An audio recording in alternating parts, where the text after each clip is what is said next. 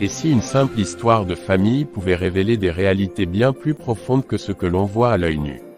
Entre réussite, jalousie, incompréhension, épreuves inattendues et retournements de situations troublants, l'histoire que tu vas découvrir aujourd'hui risque de te bouleverser. Derrière les apparences d'une vie normale, certaines décisions, certains sentiments cachés et certaines paroles peuvent changer complètement le destin d'une famille entière. Mais la grande question est la suivante: jusqu'où peut aller la jalousie? Et surtout, que se passe-t-il lorsque Dieu commence à restaurer ce qui a été brisé? Reste bien jusqu'à la fin de cette histoire, car tu risques de découvrir des choses qui te feront réfléchir sur ta propre vie, tes relations et même ta foi. Céline, ma fille, depuis que tu as obtenu ton baccalauréat, je réfléchis beaucoup à ton avenir. Tu sais, je veux tellement que tu réussisses dans la vie. Ce que moi je n'ai pas pu accomplir faute de moyens et d'opportunités, j'aimerais que toi tu puisses le réaliser. Merci maman, moi aussi, j'y ai beaucoup réfléchi ces derniers temps. Alors dis-moi, qu'as-tu décidé? Quelle filière aimerais-tu étudier à l'université? J'aimerais faire des études en télécommunications et réseaux informatiques. Depuis quelque temps, je me renseigne beaucoup sur ce domaine. Avec l'évolution de la technologie et du numérique, les besoins sont de plus en plus grands dans les entreprises, les administrations et même dans les villages. Plus tard, j'aimerais travailler dans les réseaux informatiques ou dans la cybersécurité. Waouh, ça a l'air très important tout ça. Je ne comprends pas tout ce que tu dis, mais je vois que tu as bien réfléchi. Oui maman, aujourd'hui, presque tout dépend de l'informatique. Les banques, les hôpitaux, les écoles, les téléphones, Internet. Tout fonctionne grâce aux technologies de l'information. C'est une filière qui offre beaucoup de débouchés. Avec le chômage qui augmente, je pense qu'il vaut mieux choisir un domaine qui présente de bonnes opportunités. Tu as raison, ma fille. Je suis fière de voir que tu réfléchis déjà comme une adulte. Mais maman, il y a quelque chose qui me rend triste. Qu'y a-t-il? Je suis heureuse de poursuivre mes études, mais j'ai peur de partir. Ici, j'ai toujours vécu avec toi et mes frères. Je connais tout le monde au village. Partir dans une autre ville me fait un peu peur. Je comprends, ma fille. C'est normal d'avoir peur lorsqu'on s'apprête à commencer une nouvelle étape de sa vie. Mais rappelle-toi que tu ne pars pas pour de mauvaises raisons. Tu pars pour construire ton avenir. Oui, mais vous allez tellement me manquer. Et toi aussi tu nous manqueras. Mais chaque chose a son temps. Aujourd'hui, ton devoir est d'étudier et de préparer ton avenir. Grâce à Dieu, tu ne seras pas seul là-bas. Ma sœur a accepté de t'accueillir chez elle. C'est vrai, Tata est très gentille. Voilà, tu seras en famille. Et puis aujourd'hui, la technologie nous rapproche. Nous pourrons nous appeler chaque jour si nécessaire. Ce n'est plus comme à notre époque où il fallait attendre des semaines pour recevoir une lettre. C'est vrai maman, avec les appels vidéo, les messages et Internet, on peut même se voir à distance. Tu vois, alors ne sois pas trop inquiète. Je vais essayer. Tu sais maman, parfois je rêve de participer moi aussi à l'évolution de la technologie.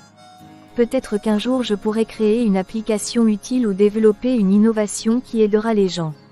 Que Dieu t'entende, ma fille. J'aime entendre ce genre de paroles. Une personne doit toujours avoir des ambitions et travailler honnêtement pour les réaliser. Avec l'aide de Dieu, je vais faire de mon mieux. Justement, ma fille, avant ton départ, j'ai quelques conseils à te donner. Je t'écoute, maman. Où que tu sois, n'oublie jamais les valeurs que nous t'avons enseignées. Reste respectueux, travailleuse et honnête. Continue à servir Dieu comme tu l'as toujours fait ici. Va à l'église, prie et garde la foi même lorsque les choses deviennent difficiles. Ne t'inquiète pas maman, je sais que Dieu m'a accompagnée jusqu'ici et je continuerai à lui faire confiance. Très bien, souviens-toi aussi qu'à l'université, tu rencontreras toutes sortes de personnes. Choisis bien tes fréquentations. Oui maman, je serai prudente. Maintenant, parlons de l'université. As-tu déjà regardé où tu aimerais t'inscrire? Oui, j'ai entendu beaucoup de bien de l'université de Ouadad. Elle propose justement la filière télécommunications et réseaux informatiques. Ah bon? Oui, en plus, elle dispose de laboratoires informatiques modernes et plusieurs étudiants trouvent facilement des stages. Ce qui est bien aussi, c'est qu'elle n'est pas très loin du quartier où habite Tata. Je pourrais donc me déplacer facilement. Voilà qui me rassure. Tu seras proche de la famille et dans une université qui offre la formation que tu souhaites. Exactement. Et comme ça, Je pourrai me concentrer sur mes études sans trop de difficultés. Je suis heureuse d'entendre tout cela. Même si mon petit commerce ne rapporte pas beaucoup, je continuerai à travailler dur pour t'envoyer ce dont tu auras besoin chaque mois. Merci maman, je sais tous les sacrifices que tu fais pour nous. Je te promets de travailler sérieusement afin de ne pas te décevoir. Je n'attends qu'une chose, que tu donnes le meilleur de toi-même. Et si Dieu me bénit dans mes études et dans ma future carrière, j'aimerais un jour vous offrir une belle maison pour que toute la famille vive confortablement. Ah ma fille, tu vas déjà très loin. Il faut rêver grand? Non. Oui, mais avançons étape par étape. D'abord l'université, ensuite le diplôme, puis le travail. Tu as raison maman.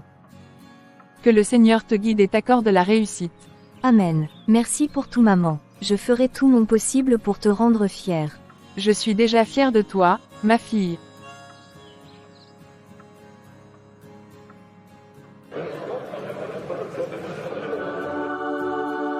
Bienvenue sur Parole de Vie. Si c'est ta première fois ici, n'hésite pas à t'abonner pour ne pas manquer nos prochaines histoires aussi édifiantes qu'inspirantes. Laisse un like pour soutenir la chaîne. Et surtout, dis-nous en commentaire, ce qui t'a le plus marqué dans cette histoire depuis quel pays tu nous regardes.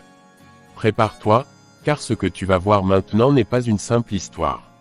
C'est un témoignage de vie, de chute, et de restauration. Anaïs, viens un peu ici s'il te plaît. Oui maman, j'arrive. Comme tu le sais, aujourd'hui ta cousine Céline arrive du village. Je vais partir la chercher à la gare. D'accord maman. Tu sais qu'elle ne connaît pas encore la ville. C'est la première fois qu'elle vient vivre ici pour ses études. Je préfère aller la récupérer moi-même pour éviter qu'elle ne se perde. Oui, c'est vrai. Pendant mon absence, je compte sur toi. Le repas que j'ai mis au feu doit être prêt avant notre retour. Le poulet est déjà découpé, mais il faut encore bien l'assaisonner. Ne t'inquiète pas maman, je vais m'en occuper. Assaisonne-le correctement. 1. Je veux que le repas soit bon. Céline quitte son village, sa mère et ses frères pour venir étudier ici. Je veux qu'elle se sente accueillie dès son arrivée. D'accord maman. Et la chambre que nous lui avons préparée. Tu as terminé le rangement. Oui maman, j'ai changé les draps, balayé la chambre et rangé ses affaires de toilette. Très bien, c'est exactement ce que je voulais entendre. Maman, je peux te poser une question? Bien sûr. Pourquoi est-ce que Céline doit forcément venir vivre ici?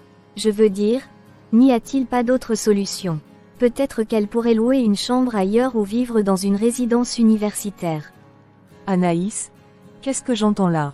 Ce n'est pas méchant maman, mais je me dis que ça va tout changer à la maison. Comment ça? Eh bien, nous étions déjà habitués à notre façon de vivre.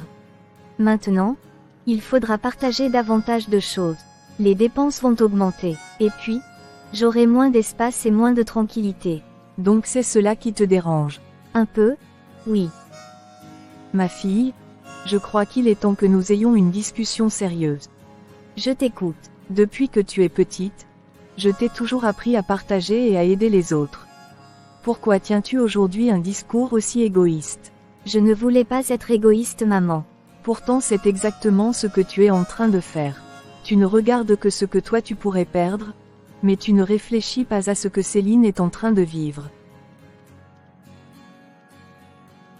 Cette jeune fille quitte tout ce qu'elle connaît pour poursuivre ses études. Elle laisse sa mère au village, ses frères, ses amis et ses habitudes. Crois-tu que cela soit facile pour elle? Non, probablement pas. Sa mère se sacrifie chaque jour avec son petit commerce pour lui offrir une chance d'avoir un avenir meilleur. Si Dieu nous donne la possibilité de l'aider, pourquoi devrions-nous lui fermer notre porte? Je n'avais pas vu les choses comme ça. Ma fille, dans la vie, nous aurons tous besoin des autres un jour. Aujourd'hui c'est Céline qui a besoin de nous. Demain, ce sera peut-être nous qui aurons besoin de quelqu'un. Tu as raison maman. Et puis n'oublie pas une chose, Céline n'est pas une étrangère. C'est ta cousine, vous êtes de la même famille. C'est vrai. Même si vous n'avez pas grandi ensemble, le sang qui coule dans vos veines est le même. La famille doit rester unie. Je suis désolée maman, je crois que je pensais seulement à mon confort. L'important est que tu reconnaisses ton erreur. Une personne grandit lorsqu'elle apprend à penser aussi aux autres. Pardonne-moi maman, je vais faire des efforts. Voilà la fille que je connais. Tu sais quoi, je vais même ajouter une petite salade au repas. Comme ça, elle aura un bon accueil. Excellente idée. Et quand elle arrivera, je lui montrerai sa chambre et je lui ferai visiter le quartier. C'est exactement l'attitude que j'attendais de toi. 2 mois après. Depuis quel pays regardez-vous? Cette histoire vous réserve plein de surprises. Allô maman. Allô ma fille, comment vas-tu? Je vais bien, maman. Et toi? Je vais bien par la grâce de Dieu. Ma fille, cela fait déjà 1 mois que tu es partie en ville. Le temps passe vite. Oui maman. Déjà 1 mois. Tu nous manques énormément ici au village, tu sais. Chaque jour passé sans toi, je ressens ton absence. Quand je vois ta place vide à table ou lorsque je rentre du marché, je pense souvent à toi. Vous me manquez aussi beaucoup, maman. Mais malgré cette tristesse, je rends grâce à Dieu. Je sais que tu es parti pour une bonne cause. Comme on dit chez nous, l'arbre qui veut toucher le ciel doit accepter de quitter l'ombre des autres arbres.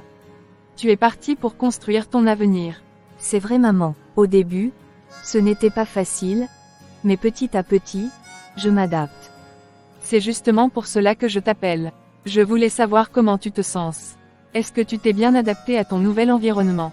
Oui maman, les premiers jours étaient un peu difficiles. La ville est tellement différente du village. Il y a beaucoup de bruit, beaucoup de circulation et les gens vivent à un rythme très rapide. Je peux imaginer cela. Mais maintenant ça va beaucoup mieux. J'ai commencé à prendre mes repères. Je connais le trajet entre la maison et l'université, et je me suis déjà fait quelques amis sérieux. Des amis sérieux, c'est très important. Choisis bien tes fréquentations ma fille.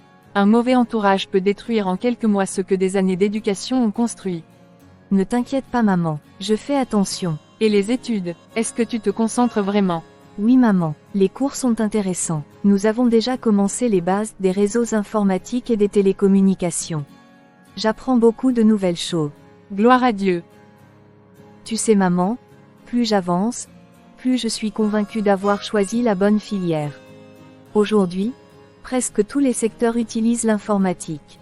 Les réseaux permettent aux entreprises, aux écoles et même aux hôpitaux de communiquer efficacement. Je ne comprends pas tout ce que tu m'expliques, mais j'aime t'entendre parler avec autant de passion. Merci maman. À la maison, tout se passe bien j'espère.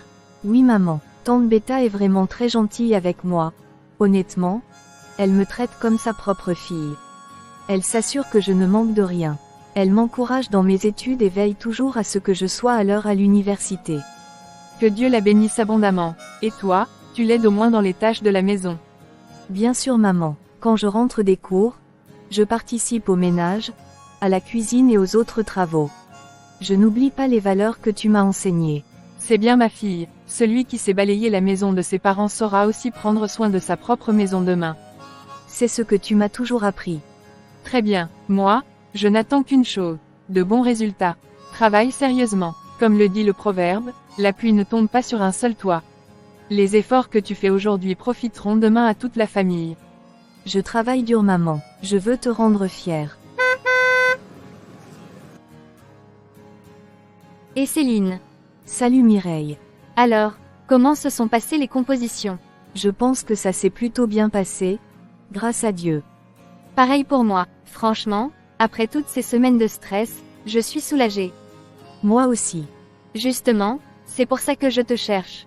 Tu sais que le premier trimestre touche presque à sa fin. Avec quelques amis, nous organisons une grande fête ce samedi.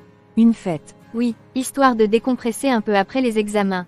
Il y aura de la musique, des grillades, des barbecues, des jeux et beaucoup de monde. Tu devrais venir, ce serait aussi l'occasion pour toi de mieux découvrir la vie en ville. Depuis que tu es arrivé, tu es toujours entre la maison, l'université et l'église. C'est vrai. Franchement, tu manques beaucoup de choses. Ici, les soirées sont très animées. On danse, on discute, on s'amuse. Il y aura même des boissons, de la chicha pour certains, et une ambiance vraiment festive. Merci pour l'invitation, Mireille. C'est gentil de penser à moi. Mais je ne pense pas. Pourquoi ça? Honnêtement, je préfère me reposer ce week-end. Les examens m'ont beaucoup fatiguée. Et puis j'aimerais déjà commencer à me préparer pour le prochain semestre. Céline, tu es incroyable. Nous venons à peine de finir les compositions. Une soirée ne va pas détruire ton avenir. Je le sais, mais chacun a sa façon de se détendre. Moi, j'aime profiter de ces moments pour me reposer, lire un peu et prendre de l'avance. Tu travailles trop. Peut-être, mais mes parents font beaucoup de sacrifices pour que je sois ici. Je veux leur faire honneur. Et puis je ne me sens pas vraiment attirée par ce genre d'ambiance. Bon, je respecte ton choix. Mais un jour, tu finiras par accepter une de nos invitations. Peut-être, mais pas cette fois. D'accord. Madame la sérieuse. Tiens, vous parlez de la fête de samedi. Oui, j'essayais d'inviter Céline. Et tu pensais vraiment qu'elle allait accepter?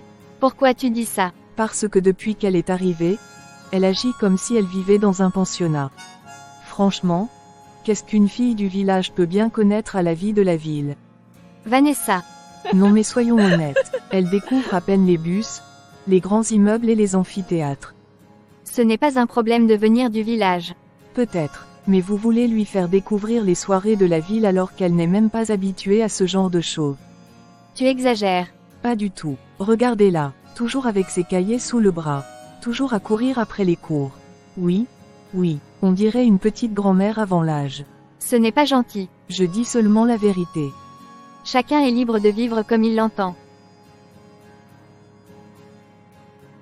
Et honnêtement, je trouve qu'elle a du courage. 3 mois après. Depuis quel pays regardez-vous? Cette histoire vous réserve plein de surprises.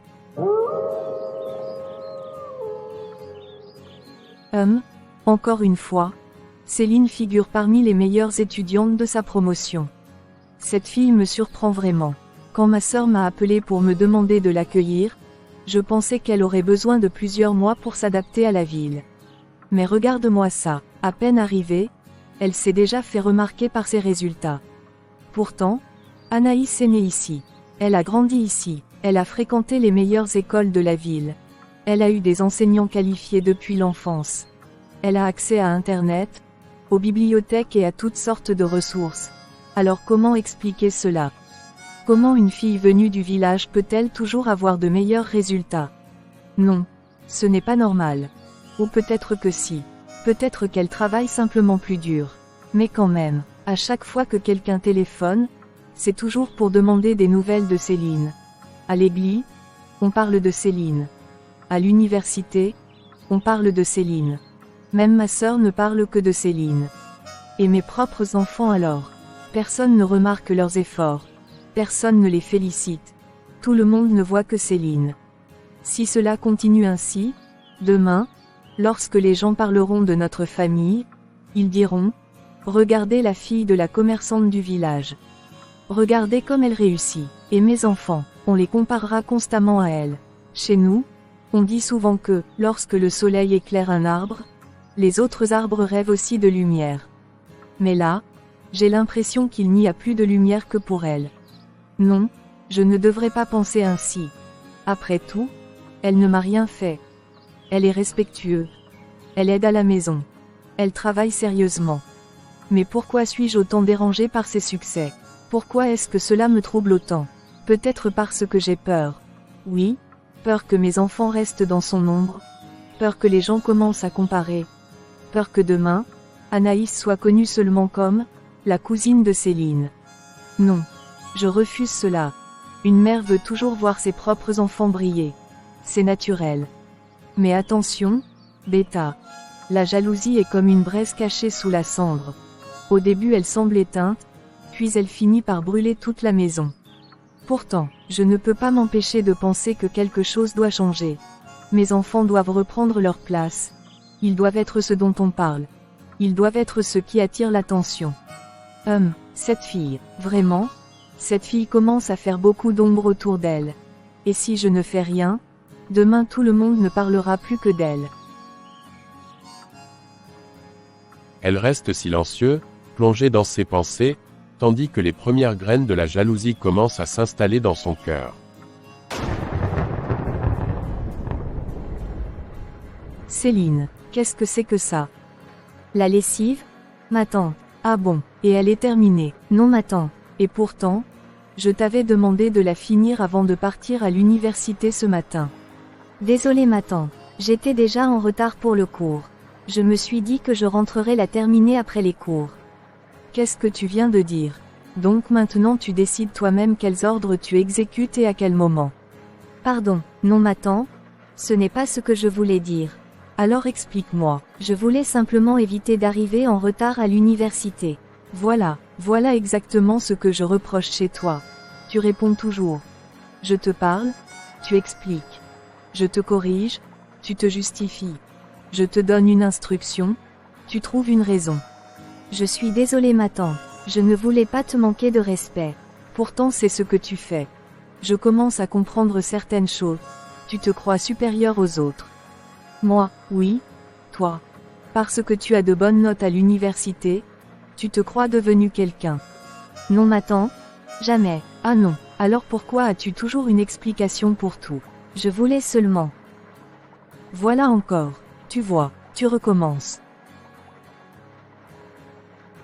Écoute-moi bien, tant que tu vivras dans cette maison, tu suivras mes règles. Tu m'as compris. Parce que j'en ai assez. La dernière fois, je t'avais demandé de préparer le repas. Tu as brûlé le riz. Je m'étais endormie après les cours. J'étais vraiment fatiguée. Encore une excuse. Toujours une excuse. Et mes vêtements, qui les a brûlés pendant le repassage. Pardon ma tante. C'était un accident ma tante. Je t'ai demandé pardon plusieurs fois. Un accident par-ci. Un accident par-là. À t'écouter, tu ne fais jamais rien de mal. Chez nous on dit, quand le lézard tombe de l'arbre et se relève trop vite, il finit par croire qu'il s'est volé. Fais attention Céline. Je comprends ma tante. Non, je ne crois pas que tu comprennes. Tu crois que parce que les professeurs te félicitent, tout le monde doit te féliciter. Mais ici, ce n'est pas l'université. Ici, c'est ma maison. Bien sûr, tu ne demandes jamais rien. Tout arrive tout seul. Les compliments arrivent. Les bonnes notes arrivent. Les gens t'admirent. Et moi je devrais simplement applaudir. Pourquoi tu ne réponds plus maintenant? Parce que je ne veux pas te manquer de respect. Écoute-moi bien. Je t'ai accueilli parce que tu es la fille de ma sœur. Mais n'oublie jamais une chose. Tu es ici chez moi. Et celui qui est accueilli doit savoir rester à sa place. Oui ma tante. Très bien. Maintenant va terminer cette lessive. Ensuite tu nettoieras la cour.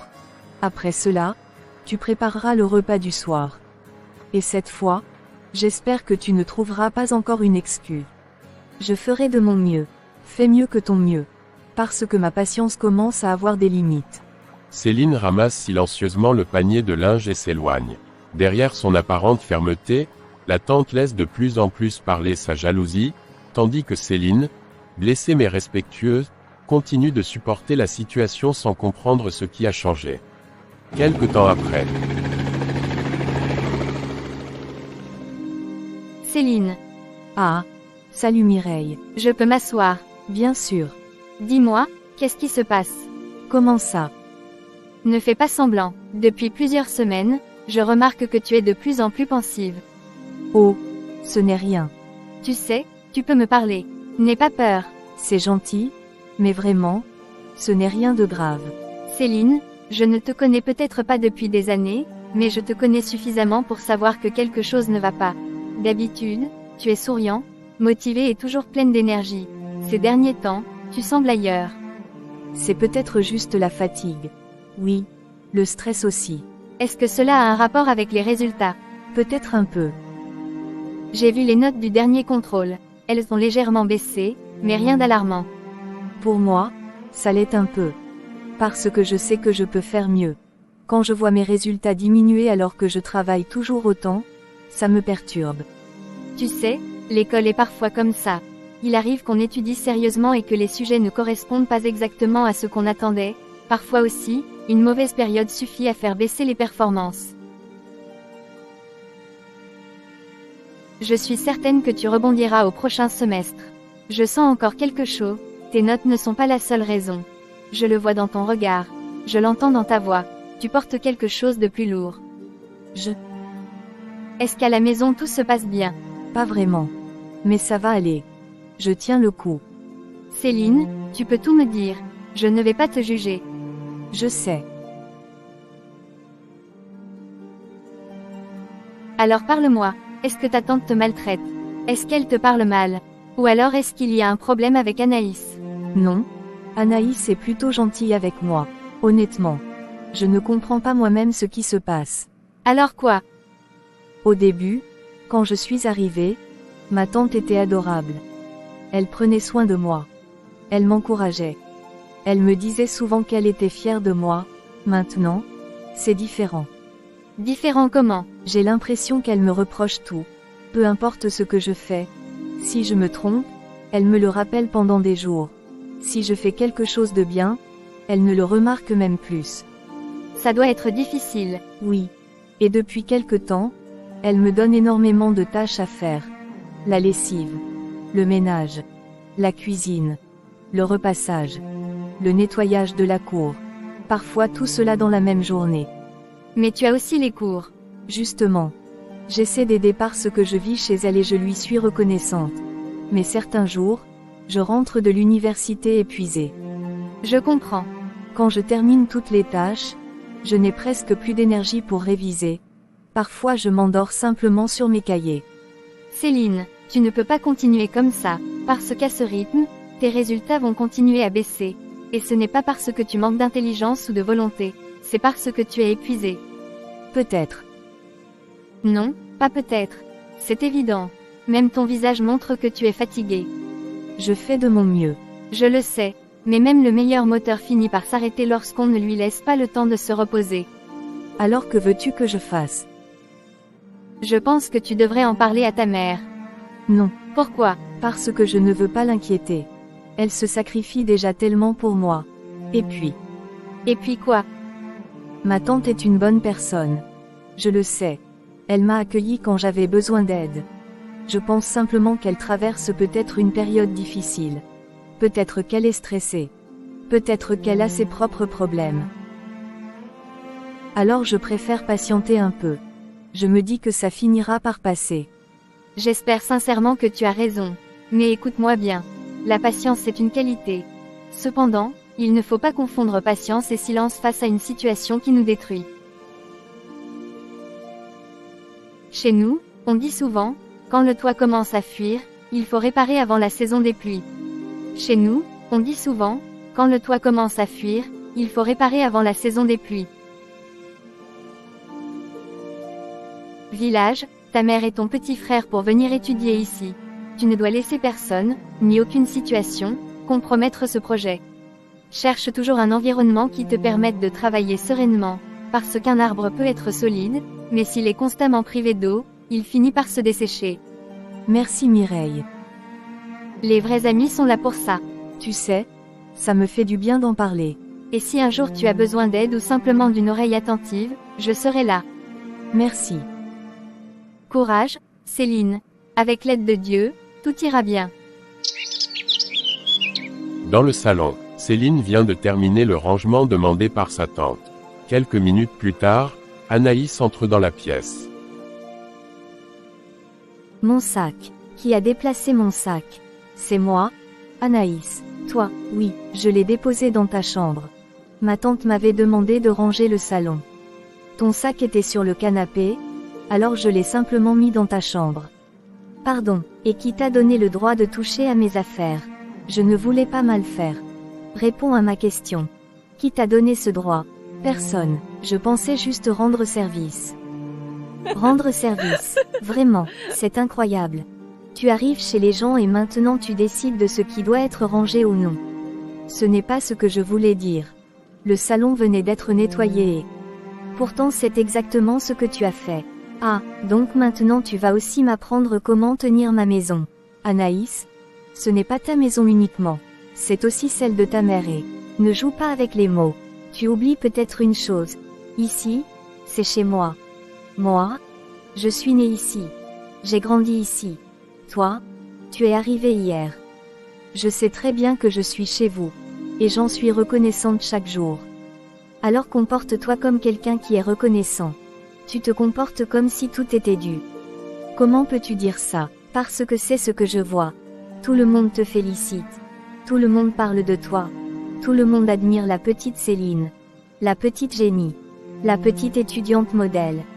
Je n'ai jamais demandé cela. Peut-être. Mais tu en profites bien. Pourquoi me parles-tu comme si j'étais ton ennemi? Parce que parfois je me demande si tu n'es pas en train de prendre ma place. Oui. Avant ton arrivée, tout allait bien. Maintenant, c'est toujours. Céline est brillante. Céline travaille dur. Céline a encore les meilleures notes. Je ne contrôle pas ce que les gens disent. Bien sûr. Toujours la même réponse. Toujours la même innocence. Je te promets que je ne cherche à rivaliser avec personne. Facile à dire quand on est celle qu'on applaudit. Anaïs, écoute-moi. Nous sommes cousines. Nous sommes une famille. Je ne te veux aucun mal. Épargne-moi tes discours. Je parle sincèrement. Sincèrement. Alors sois sincère jusqu'au bout. Tu crois vraiment que je ne vois pas ton jeu? Celui de la fille parfaite. Toujours polie. Toujours gentille. Toujours sage. Parce que c'est ainsi que ma mère m'a éduquée.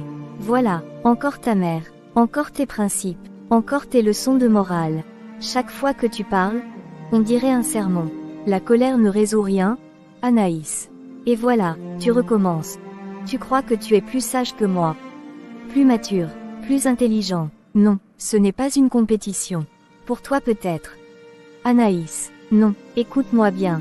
Que ce soit clair une bonne fois pour toutes. Ne touche plus à mes affaires. Jamais. D'accord.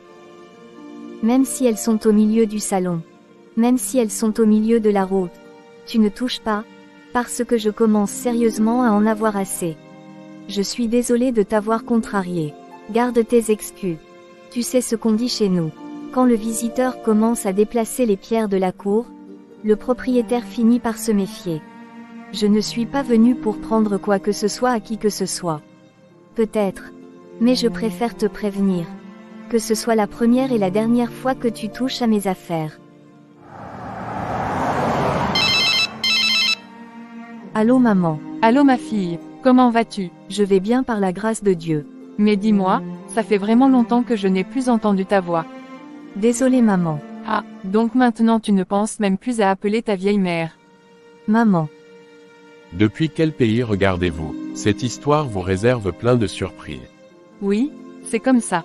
Une fois que les enfants arrivent en ville, ils oublient les pauvres gens du village. Ce n'est pas vrai et tu le sais.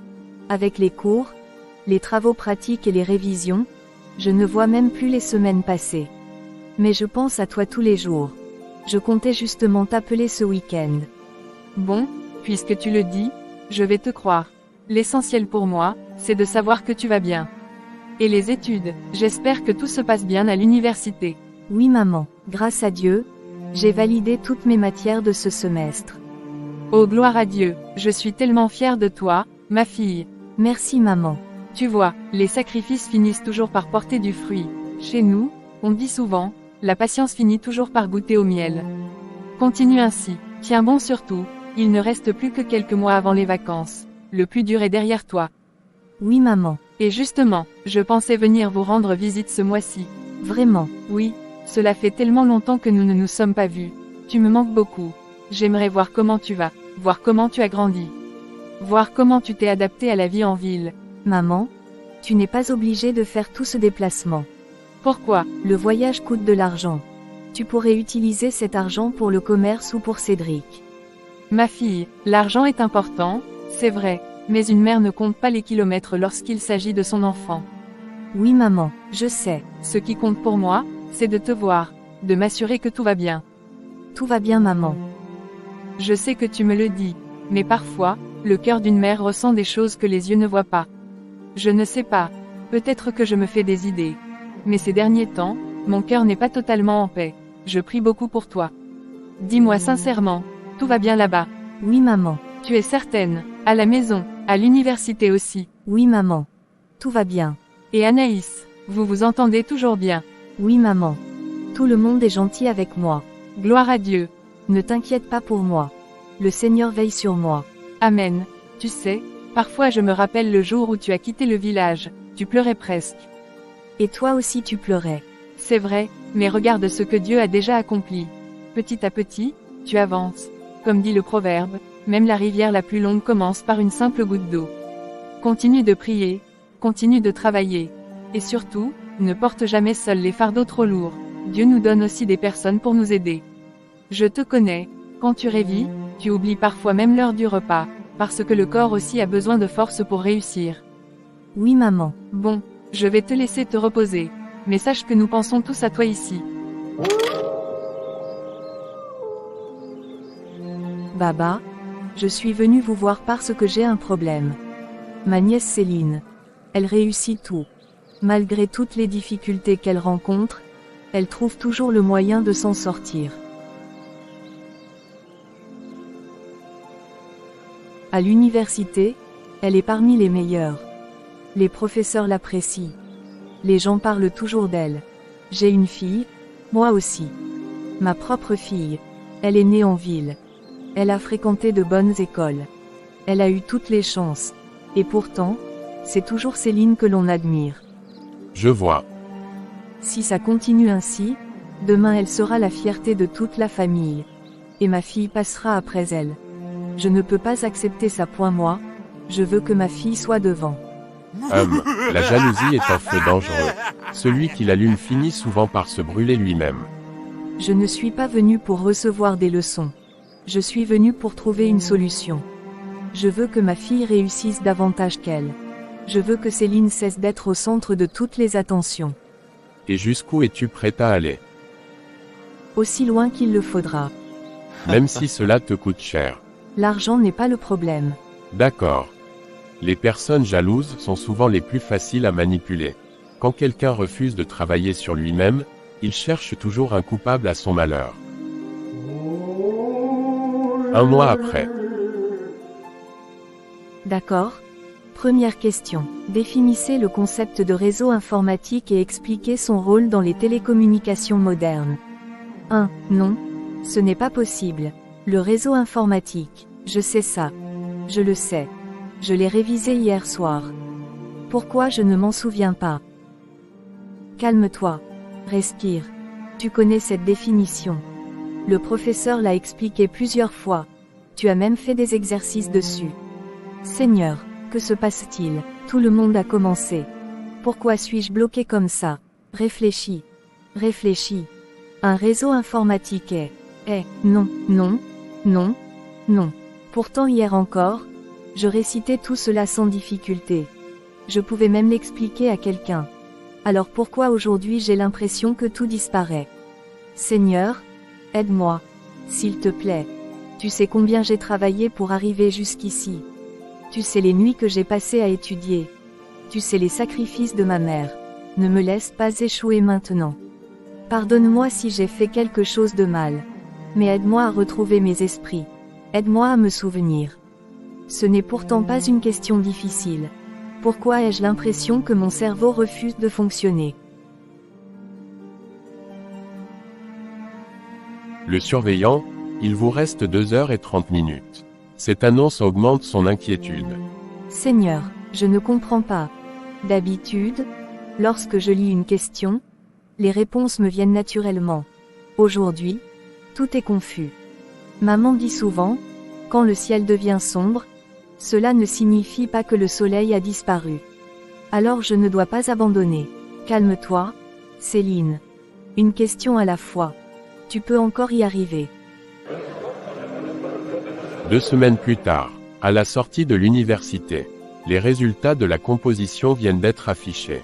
Céline et son amie Mireille marchent lentement dans la cour. Céline, je n'arrive toujours pas à comprendre. Moi non plus. Pourtant nous avions révisé cette notion ensemble la veille. Tu la maîtrisais parfaitement. Tu répondais même aux questions que je te posais. Alors qu'est-ce qui s'est passé pendant l'examen? Honnêtement, je ne sais pas. Lorsque j'ai lu la question, j'avais l'impression que mon esprit était vide. Comme si tout ce que j'avais appris avait disparu. C'est vraiment étrange. Résultat, je n'ai pas validé le module. Je vais devoir aller au rattrapage. C'est la première fois que cela m'arrive. Ça me fait mal. Je comprends, mais ce n'est qu'un rattrapage, pas un échec définitif. Peut-être. Et puis, il reste encore 2 jours avant l'épreuve. Tu peux réviser tranquillement. Je suis certaine que tu vas t'en sortir. J'aimerais avoir ton optimisme. Pourquoi tu dis ça? Parce que ce n'est pas seulement cette composition. Depuis quelque temps, quelque chose ne va pas. J'ai de plus en plus de mal à étudier. Tu es fatigué. Oui. Mais pas seulement. Quand j'ouvre mes cahiers, j'ai immédiatement sommeil. Parfois, même après avoir dormi plusieurs heures. Ah bon? Et le plus inquiétant, Quoi donc? c'est que je peux lire une leçon pendant 1 heure, la comprendre parfaitement. Et 15 minutes plus tard, j'ai l'impression qu'elle s'efface de ma mémoire. Ça doit être très frustrant. Peut-être que tu es simplement surmené. Ces derniers mois ont été difficiles pour toi. C'est possible. Mais avant, je travaillais encore plus que maintenant. Pourtant je ne ressentais pas cela. C'est vrai. Aujourd'hui, j'étudie moins qu'avant, mais je me sens plus épuisée. Je ne comprends pas. Tu as peut-être besoin de repos. Ton corps essaie peut-être de te dire quelque chose.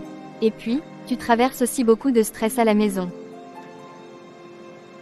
Cela peut avoir un impact sur la concentration. Dis-moi, as-tu pris du temps pour toi récemment? Pas vraiment. Et pour la prière? Honnêtement, pas beaucoup non plus. Je m'en doutais un peu. Céline, ces derniers temps, j'étais tellement occupée entre les cours, les révisions et les tâches de la maison. Chaque fois je me disais, je prierai plus tard. Et le plus tard est devenu plusieurs semaines. Tu sais, même lorsqu'on est très occupé, il faut parfois s'arrêter.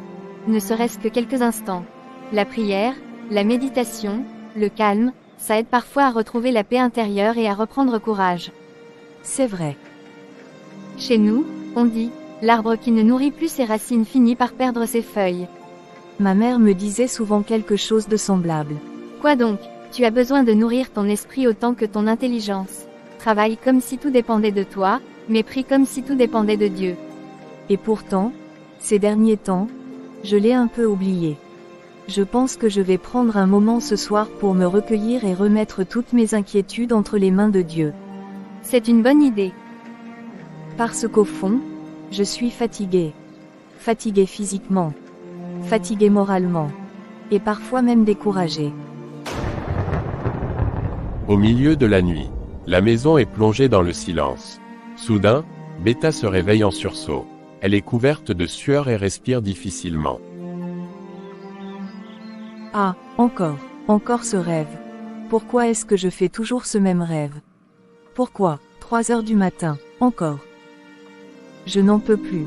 Depuis plusieurs semaines, je ne dors presque plus. Chaque fois que je ferme les yeux, c'est la même chose. Je revois toujours cet endroit, toujours cette petite pièce, toujours cette visite que je croyais avoir oubliée. Pourquoi cela revient-il sans cesse dans ma tête? Pourquoi n'arrive-je pas à tourner la page?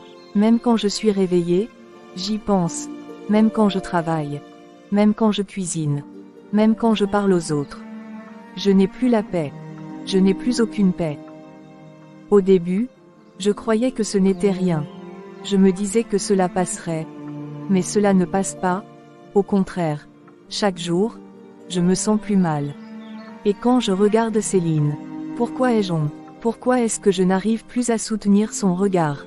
Chaque nuit, mon cœur me rappelle ce que j'ai fait. Chaque nuit, je me réveille avec cette angoisse. Chaque nuit, je me demande pourquoi je suis allée si loin. Un mois plus tard, depuis quel pays regardez-vous? Cette histoire vous réserve plein de surprises. En début d'après-midi, Beta est à la maison lorsqu'elle reçoit un appel téléphonique provenant d'un numéro inconnu.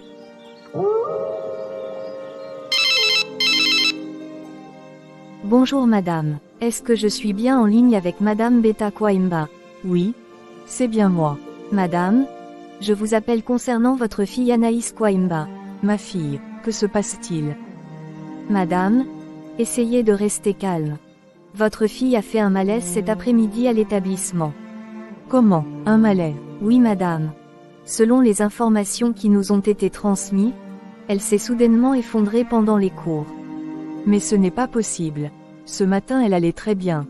Elle a même pris son petit déjeuner avant de partir. Je comprends votre inquiétude madame. Les enseignants ont immédiatement alerté les secours. Elle va bien au moins. Parlez-moi, comment va ma fille? Madame, elle a été transportée aux urgences afin d'être prise en charge par les médecins.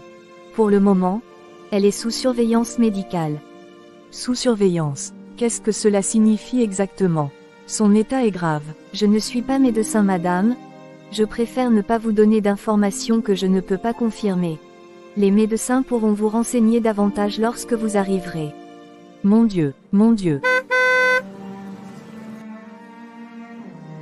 Docteur, s'il vous plaît, comment va ma fille? Dites-moi qu'elle va s'en sortir. Je vous en supplie, sauvez ma fille. Madame, calmez-vous s'il vous plaît. Non, je ne peux pas me calmer. Je veux voir ma fille. Je veux savoir ce qu'elle a. Je comprends votre inquiétude. Mais essayez de rester calme afin que nous puissions discuter. Qu'est-ce qui lui arrive? Ce matin encore elle était en parfaite santé. Comment peut-elle se retrouver dans cet état quelques heures plus tard? Nous avons effectué plusieurs examens d'urgence. Et alors, qu'ont révélé les analyses? C'est justement ce qui nous surprend. Pour le moment, les premiers résultats ne montrent aucune anomalie évidente. Comment ça? Aucune anomalie. Alors pourquoi est-elle couchée dans un lit d'hôpital? Pourquoi ne se réveille-t-elle pas? Pourquoi est-elle branchée à toutes ces machines? Madame, nous continuons nos investigations. Je comprends que cela puisse paraître contradictoire. Mais parfois certaines situations nécessitent des examens complémentaires avant de pouvoir poser un diagnostic précis. Je ne comprends pas. Vous me dites que tout est normal alors que ma fille est inconsciente. Seigneur, qu'est-ce qui m'arrive? Madame, nous faisons tout ce qui est en notre pouvoir. Son état est surveillé de très près. Pour le moment, elle est stable. Stable, mais elle ne se réveille toujours pas. Ses constantes sont surveillées en permanence. Nous avons une équipe qui s'occupe d'elle. Madame, essayez de respirer calmement. Anaïs, mon enfant, mon Dieu, comment voulez-vous que je reste calme? C'est ma fille qui est là-bas. Je le comprends, mais vous devez garder votre sang-froid. Nous aurons peut-être besoin de vous pour répondre à certaines questions concernant ses antécédents médicaux. Elle n'a jamais eu de problème grave. Jamais. Ma tante, dès que j'ai appris ce qui est arrivé à Anaïs, je suis venue. J'ai apporté quelques vêtements de rechange et quelques petites choses à manger. Céline, oh Céline, ma pauvre Anaïs, je ne comprends pas ce qui lui arrive. Je ne comprends pas. Les médecins ont dit quelque chose. Ils ont fait des examens. Encore et encore. Mais ils ne trouvent rien. Ils disent que tout semble normal. Alors pourquoi ma fille est-elle dans cet état? Pourquoi ne se réveille-t-elle pas? Mon Dieu, mon Dieu. Ma tante, calmez-vous.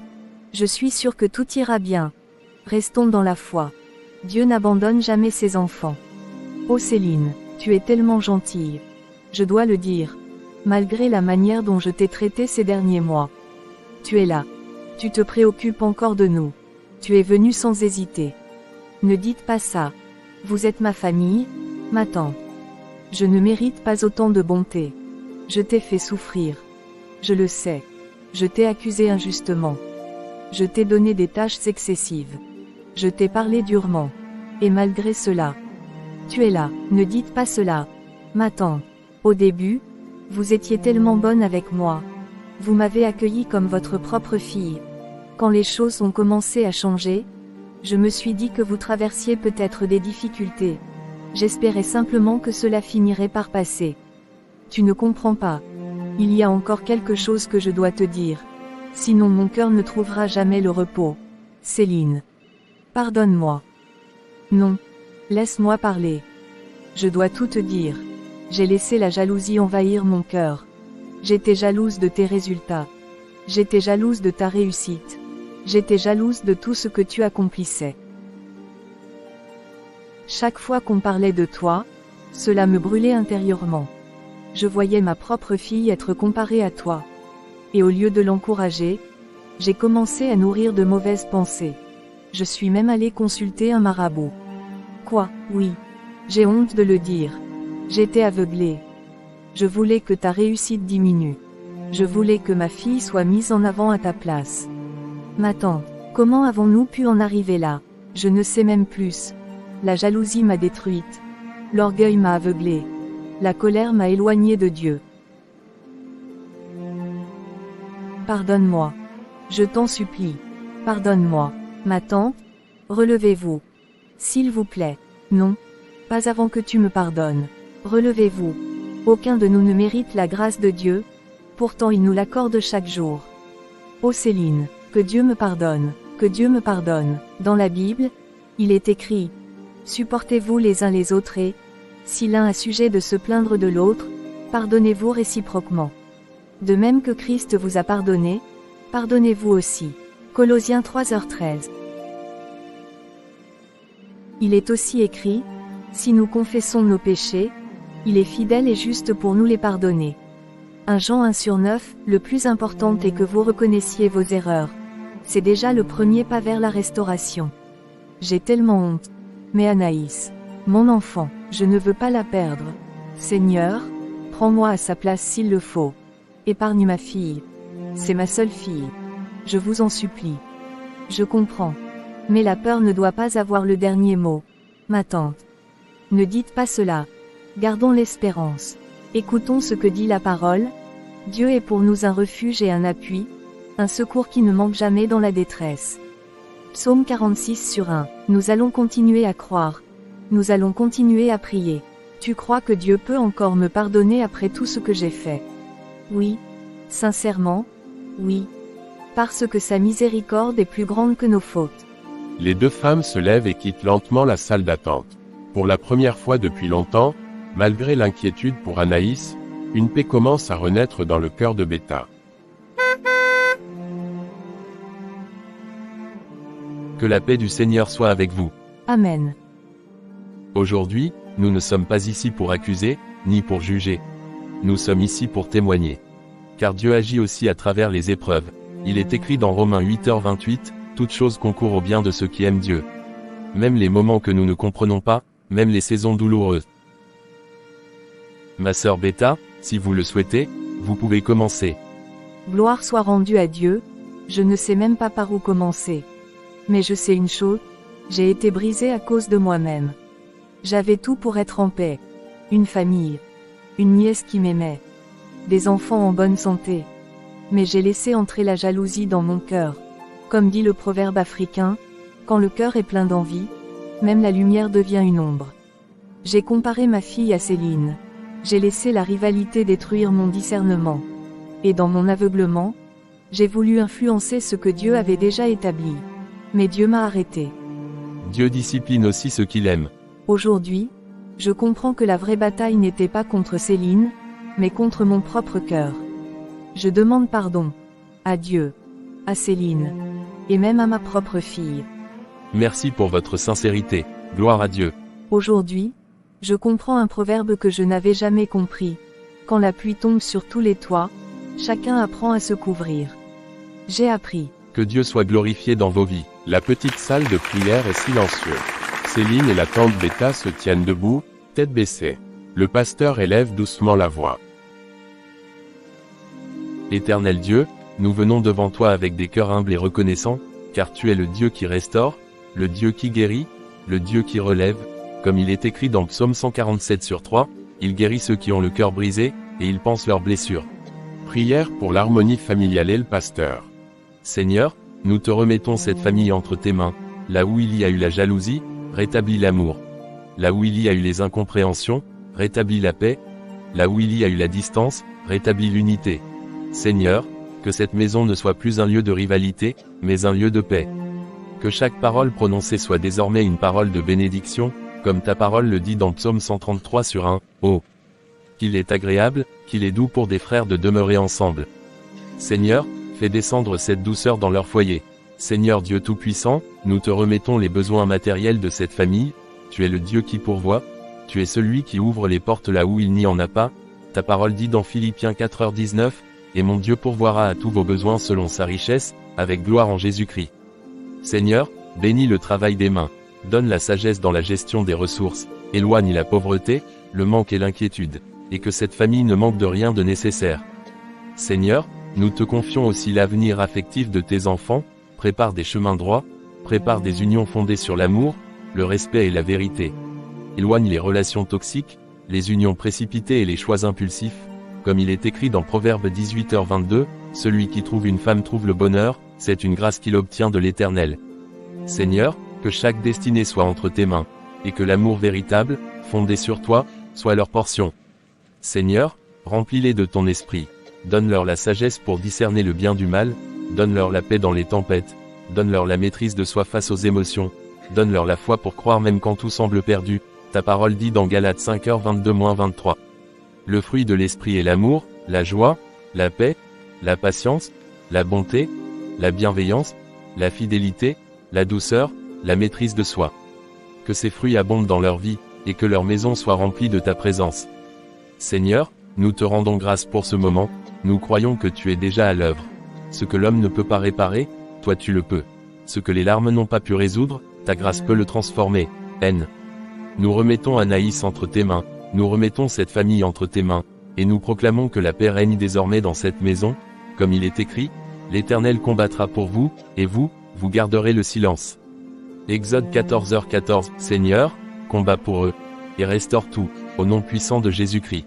Amen. Un silence paisible suit la prière.